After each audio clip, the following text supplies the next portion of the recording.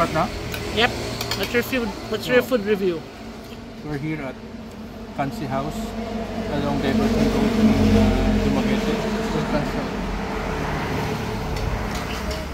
So we're ordinary yung place nila, but this place is a destination here. Why? Because of this one. This native chicken. This one order, this is 505. Order na to. This also, pinupuntahan sa because of the kansi.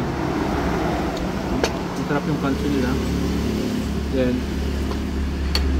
ito, yung kansi nila is really parang geographic siya ba? Other areas, iba yung presentation. Dito, iba din yung presentation ng kansi nila. Iba yung kansi compared sa kansi ng Bacolod. But yung chicken, ito, premium talaga to. No? Kasi bihira ka makita ng native chicken. Then, fried siya na chicken malambot. No?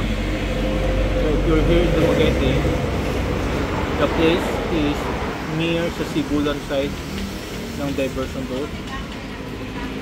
Kung galing kang Sibulan, nasa left side siya. Yung place na yun, we just park, yan yung car namin sa labas.